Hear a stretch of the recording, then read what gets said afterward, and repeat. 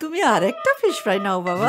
জামাই বাবু আমার তরফ থেকে আরেক বড় রোগা হয়ে গেছে। নেমন্তন্নর ভোজ খেয়ে অ্যাসিডিটি হওয়াটা একটা ইন্ডিয়ান প্রবলেম, আর এর চাই একটা ইন্ডিয়ান সলিউশন। খাঁটি জিরের গুণযুক্ত গ্যাসোফাস্ট, ইন্ডিয়ার অ্যাসিডিটির খাঁটি ইন্ডিয়ান সলিউশন। বড়লিতে পেয়েছে আমায়। মাছটাকে ভাজা হয় না কিন্তু। যাক এবার আমি ভুলে গেলাম। ওহো, এই নামটা আমার বিশ্বনাথ, খাবারে আমি খুব পটু। তেল বেরিয়ে যাবে। এই যে মানসাই নদীটা কি ব্যাপার? তবে যা বৃষ্টি সকাল থেকে সবকিছু ঝাপসা হয়ে গেছে, কুছ পরোয়া নেই। খাওয়ার ব্যাপারে আমার একটা রংবাজি আছে। বরুলি মাছের এক্স্যাক্টলি এটাই বলতে চাইছি।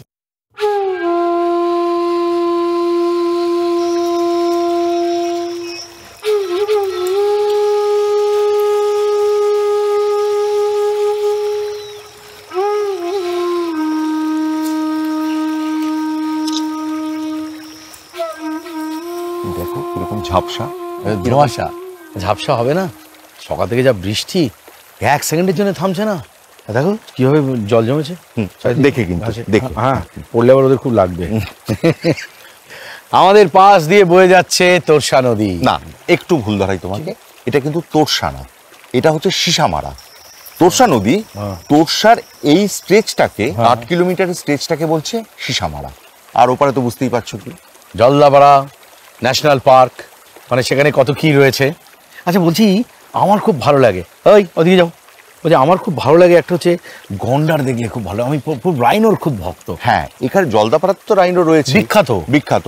আর গত 5 বছর আগে ঠিক এই জঙ্গলটাতেই, এই সীসামারা নদীর ওপারটাতেই 1 বছরে 5টা রাইনো মারা গিয়েছিল জানো। এটা কি করে গো? এটা কোনো অসুখ বা কিছুতে আর কি। আরে তো আজকে যদি আমাদের মানে কপাল ঠিক থাকে, আমরা কি গন্ডার দেখতে পারি, মানে রাইনো দেখা যেতে পারে? মনে হয় না। হ্যাঁ চলো দেখা যাক, দেখা যাক। কি আশায় বাঁধি খেলা ঘর, বেদনার বালু চরে, রাইনোর দেখা নাই গো, রাইনোর দেখা নাই।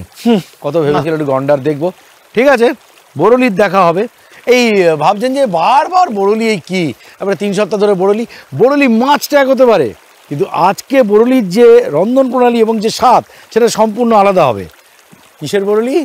মানসাই নদীর বরলি। মানসাই নদীর বরলি, সেইখানে আমরা একটু বাদে পৌঁছে যাব। যাচ্ছি কোচবিহারে। কোচবিহারে, কিন্তু আরেকটা চমক আছে। চমকটা হলো, না না না এখন না, বলবো না। না ক্রমশ প্রকাশ্য। খাবার যা পেলে আমি তুমি সবাই খুশি। রসে বসে এই বঙ্গে খোঁজ করতে বেরিয়ে পড়েছি। আমি বিশ্বনাথ। আর আমি সুরবেক। পূর্ব থেকে পশ্চিম, উত্তর থেকে দক্ষিণ। টাকা নিয়ে সুখ্যাতি নয়, তেলা মাথায় তেল দেওয়া নয়, একেবারে অন্য রুটে করবো খাওয়া নিয়ে রংবাজি। আমরা আসছি আপনার জেলায়, শ্রীভোজনী সুভোজবাজি, খেতে এবং খাওয়াতে দুটোতেই রাজি। প্রত্যেক শুক্রবার ভোজবাজি ইউটিউব চ্যানেলে, খেতে হবে কিন্তু।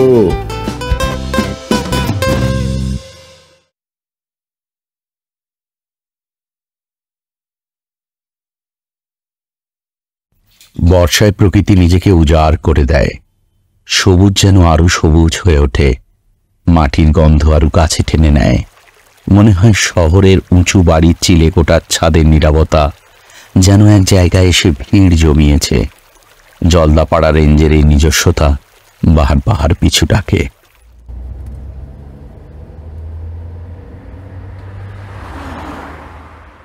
সীসামারা রিসর্ট কমপ্লিট। বিদায় জানিয়ে এখন আমরা কোচবিহারের পথে। কোচবিহারের সাগর দিঘি, তার কাছেই ভাতের হোটেল, সেখানে বরলি, মানসাইয়ের বরলি। শ্রীভোজনেশু, বলো। এই মানসাইয়ের বরলির কি বিশেষত্ব আছে? তোমাকে আগে বলি, এই মানসাই নদীটা কি ব্যাপার।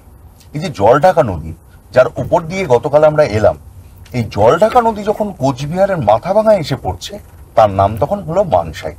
এই মানসাইয়ের বরলি যদি খেয়াল করে দেখা যায়, তাহলে এই তিস্তা, শিলতোরসা, এই গত দুদিন যে বরলি আমরা খেলাম, তার চেয়ে মানসাইয়ের বরলি কিন্তু ছোট।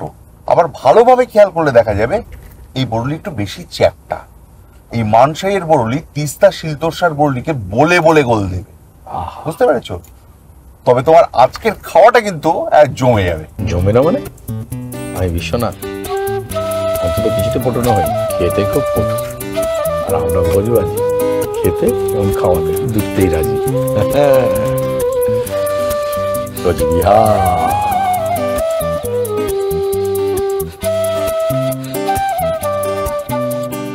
গোপাল কেবিন ঐতিহ্যশালী একটি হোটেল, বহুদিনের পুরানো। প্রায় 70 বছরের বয়স হতে চললো। আমার শ্বশুরমশাইয়ের হাত ধরেই গোপাল কেবিন। বর্তমানে তার ছেলে এবং ভাইপো দুজনে মিলে এই হোটেলটি সামলাচ্ছেন। এই দোকানের বৈশিষ্ট্য হলো যে যদি কোনো কেউ পয়সা দিতে পারছে না বা অসুবিধে হচ্ছে, তাদেরকে ফিরিয়ে দেওয়া হয় না। কুচবিহারের একটি বিশেষ প্রসিদ্ধ মাছ মানসাইয়ের বরলি মাছ। এই মাছটি খুব সুস্বাদু। গোপাল কেবিনে এই মাছটি প্রায়ই রান্না হয়, এমনকি প্রত্যেক দিনের মেনুতেও এটা রাখার চেষ্টা করা হয়। খুব অল্প তেল মশলাতেই এটা করা যায়। এটা করতে মেথি, কাঁচা লঙ্কা, আদা, চিনি, লবণ, হলুদ, এই কাঁচা মাছটা তেলে দিয়ে নাড়িয়ে নিয়ে একটু গরম জল দিয়ে ঢেকে দিলেই হয়ে গেল। ফুটে উঠলে একটু আদা দিয়ে নামিয়ে নিন, দারুণ সুস্বাদু পদ। এটি বরলি মাছের কাঁচা তেল ঝোল। এই ঝোলটা খুব সুস্বাদু এবং রোগীর পথ্যও বটে।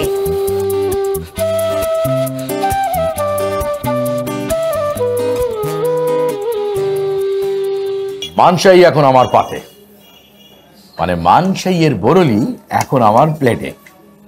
যদিও সময় একটু গড়িয়ে গিয়েছে, কুছ পরোয়া নেই।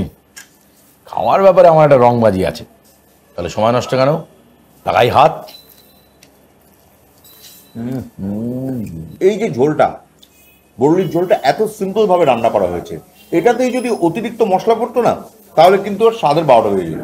তার মানে আমরা 3 ঘন্টা এগিয়ে আছি, মানে মানে এখন 3টে বাজে। আচ্ছা শোনো, একটা কথা বলো তো সত্যি এবার, এই যে আমাদের উত্তরবঙ্গ সফর, এটা তোমার বরলি যাত্রাটা কেমন লাগছে তোমার? খুব খারাপ লেগেছিল, মনে হচ্ছিল চারিদিকে শুধু বড়লি বড়লি বড়লি। কিন্তু এইবার আমি স্বীকার করছি, আমার সিদ্ধান্ত বদলাচ্ছি। উত্তরবঙ্গে আগেও এসেছি, আগামী দিনেও আসবো। যখনই আসবো শুধুই আমার পাতে পদে থাকবে বড়লি বড়লি বড়লি। এটাই দেখো, এই যে কলকাতার বাইরে এসে আমরা এত ভালো ভালো খাবার পাচ্ছি, এমনকি কলকাতার মধ্যেও এরকম কিছু জায়গা আছে, তো ডাল ভাত, একটা ভাজা আর একটা মাছের একরকম শুধু পদ। শ্রী ভোজনেশু, এখানে আমার একটা ঘটনা বলার আছে। কয়েকদিন আগে, ভালো করে শোনো, কয়েকদিন আগে আমার শ্বশুরমশাই বাঙুর হসপিটালে ভর্তি ছিল, টালিগঞ্জের এমআর বাঙুর। আচ্ছা, তো হঠাৎ আমার দুপুরবেলা খিদে পেলো। আর খিদে পেলে আমার যেরকম হয় কি, আর পৃথিবীর কিছুই আমি দেখতে পাই না, শুধু আমি আমাকে দেখতে পাই। আচ্ছা, তো সেইখান থেকে আমি দৌড়তে দৌড়তে বলে কোথায় যাই, ঠিক বাঙুর হসপিটালের নিচে জেরক্সের দোকান, তার সাথে 6 জন বসে খেতে পারে এরকম একটা হোটেল। ওই হাসপাতালের চৌহদ্দির মধ্যে জিজ্ঞেস করলাম, বোন কি পাওয়া যায়? বলল ভাত, ডাল, 2 রকম সবজি আছে, মাছের ঝোল আছে, মাংস আছে। খেতে বসলাম, ভাত খাওয়ালো, ডাল খাওয়ালো, আলু ভাজা ছিল, তারপরে বড়ি দিয়ে লাউ ছিল, আর তার সঙ্গে সয়াবিনের তরকারি ছিল, আর মাছের ঝোল ছিল। খাওয়ার পরে ও হো হো হো হো হো, কি অসাধারণ! এই জন্য আমি বাঙালি, এই জন্যই বাংলায় বাঁচতে ভালোবাসি। এক্স্যাক্টলি, এটাই বলতে চাইছিলাম। জানার মধ্যেও অজানাকে পাওয়া, কি দারুণ ব্যাপার বলো তো।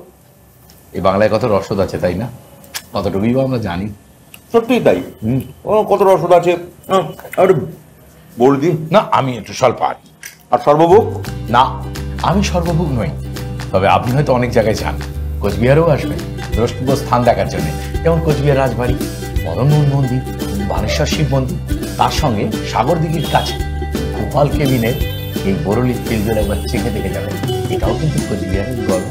হ্যাঁ, অবশ্যই। তো একটা কথা বলি তোমাকে, এতদিন তো আমরা তিস্তা, শিলতরসা, মানসাইয়ের বরলি খেলাম, তবে অন্য চমক আছে বরলিতে, শঙ্কোষ নদের বরলি।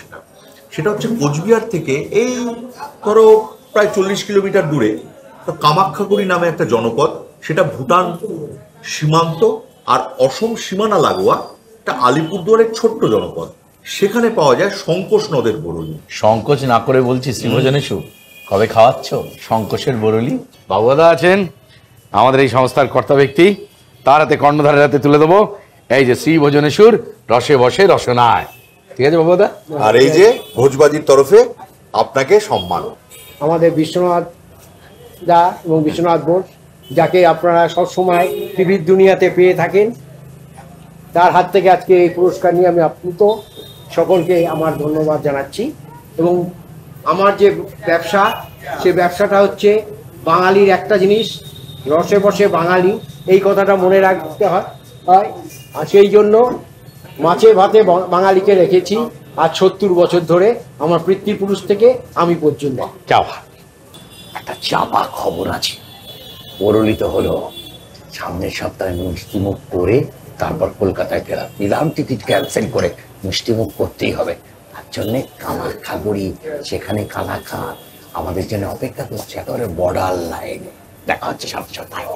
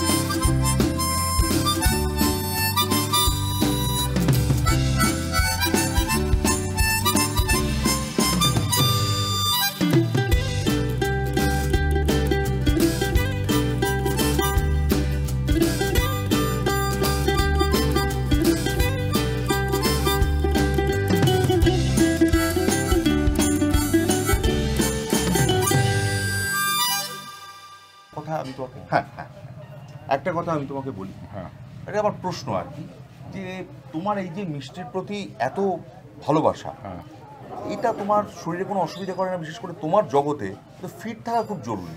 দেখো আমি সেই দৌড়ের মধ্যে কিন্তু নেই, আর তাছাড়া না খেয়ে স্যুপ খেয়ে বাঁচবো ও আমার দ্বারা হবে না। তার চেয়ে বরং